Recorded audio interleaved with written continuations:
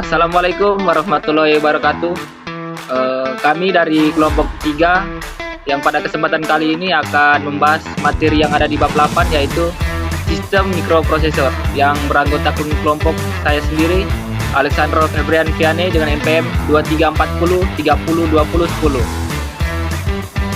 Dan saya Tasya Pipina Handayani dengan MPM 2340 30 20 20. Dan saya Duliansyah dengan NPM 23 40 30 20 30. Dan dengan saya Jerry dengan NPM 22 40 30 20 36.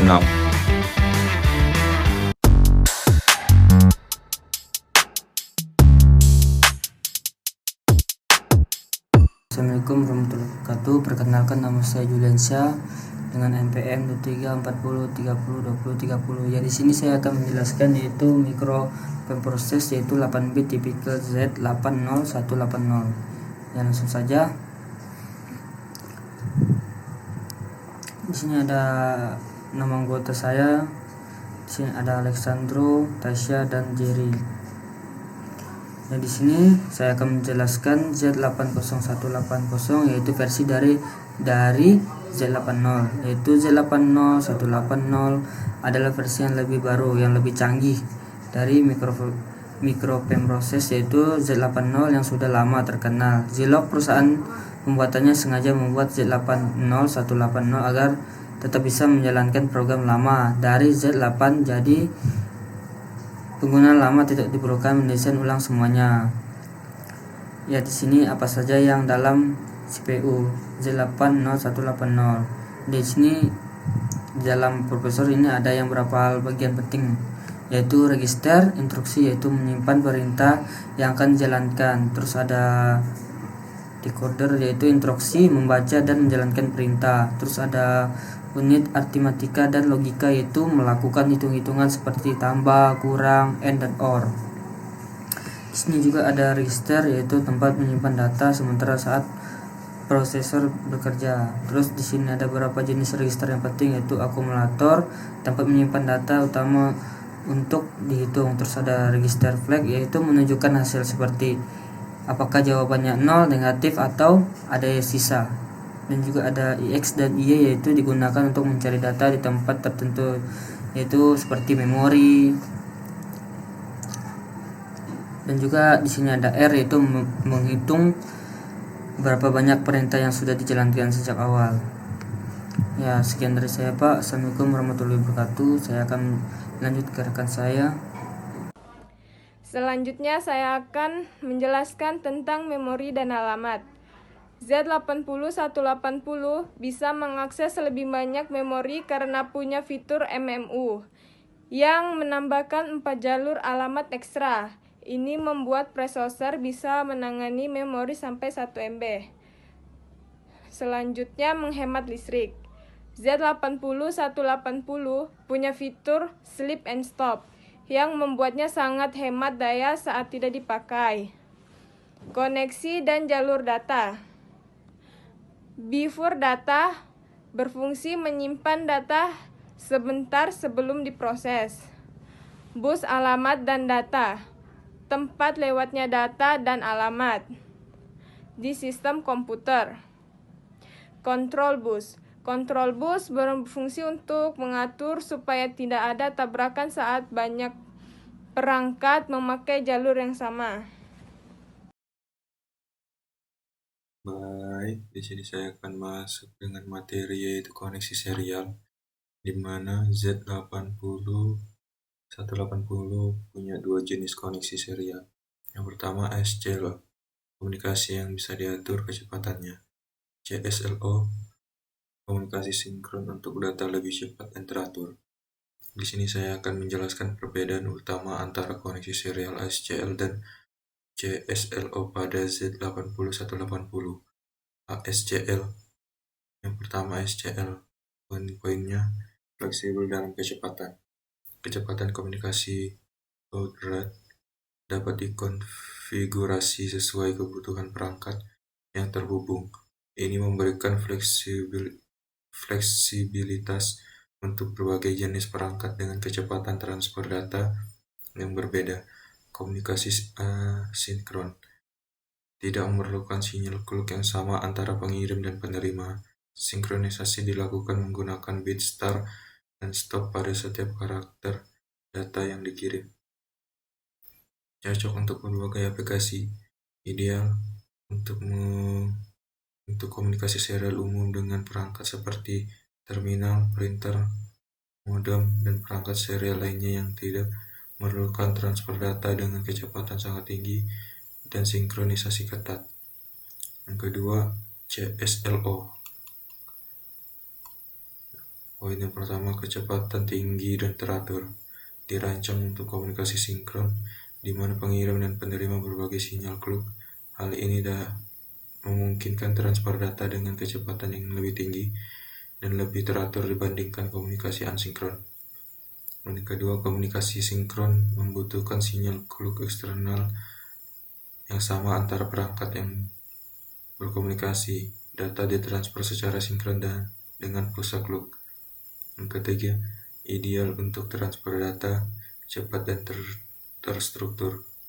Lebih cocok untuk aplikasi yang membutuhkan transfer data kecepatan tinggi dan sinkronisasi yang ketat, seperti komunikasi antara prosesor antarmuka dengan perangkat keras khusus atau protokol komunikasi sinkron tertentu. Menyesuaikan dengan perangkat yang lambat. Jika ada perangkat yang bekerja lambat, Z80-180 bisa menunggu sebentar sebelum lanjut bekerja. Ini disebut memasukkan wait status. Baiklah, di sini saya akan membahas sedikit tentang wait status. Mengapa wait status diperlukan?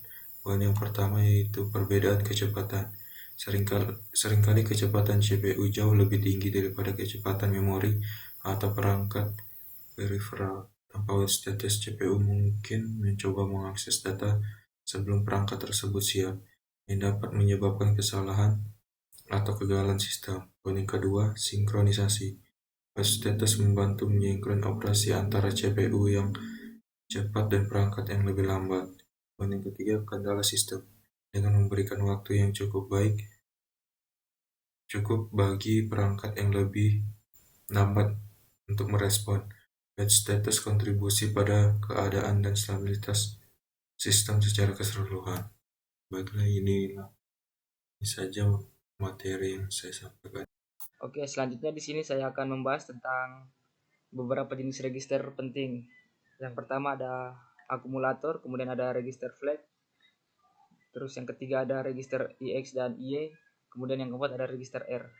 Di mana akumulator ini seperti tempat kerja utama di dalam prosesor. Semua data yang mau dihitung, dijumlah, dikurang, dan sebagainya akan masuk ke sini dulu. Jadi sebelum komputer bisa melakukan perhitungan, data biasanya disimpan dulu di akumulator. Kemudian yang kedua ada register flag. Ibaratnya seperti lampu indikator yang memberi tahu hasil dari sebuah perhitungan. Misal, apakah hasilnya 0, kemudian apakah hasilnya negatif, dan apakah ada sisa bawah atau pinjam dari perhitungan. Informasi ini sangat berguna agar komputer bisa mengambil keputusan, seperti kalau hasilnya 0, lompat ke langkah berikutnya. Kemudian yang ketiga ada register I dan IE. Register ini digunakan untuk komputer mau mengambil data dari tempat tertentu di memori. Bayangkan jika kita mau ambil data dari baris kelima di tabel. Nah, IX dan IE akan menyimpan angka 5 itu supaya komputer tahu bahwa harus kemana.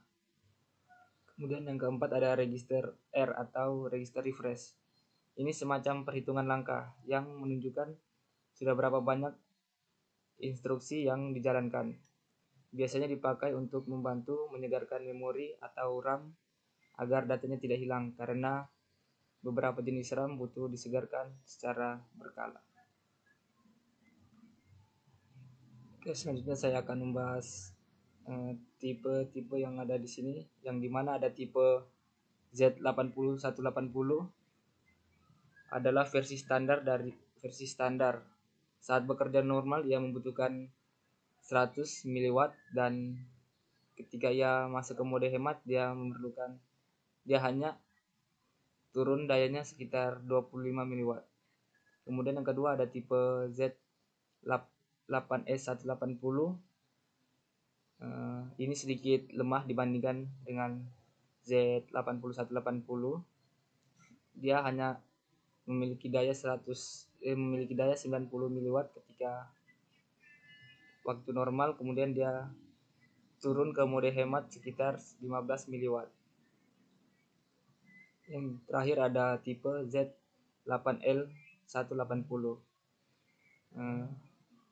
Ini adalah yang paling hemat dari ketiga tipe tersebut, hanya 60 mW dalam waktu normal atau waktu biasa, dan turun ke 6 mW ketika dia mode hemat.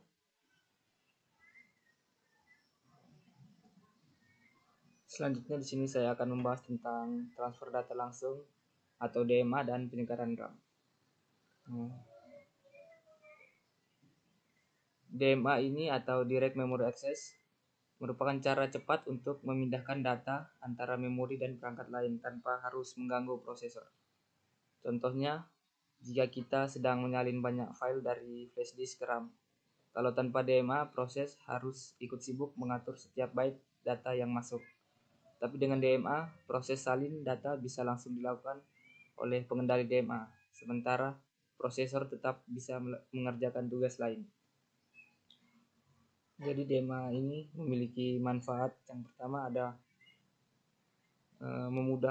Yang pertama, prosesor tidak kewalahan. Kemudian yang kedua ada transfer data jadi lebih cepat. Yang ketiga, kinerja sistem jadi lebih efisien. Sekian video presentasi dari kami. Apabila ada kesalahan kata, mohon dimaafkan. Assalamualaikum warahmatullahi wabarakatuh.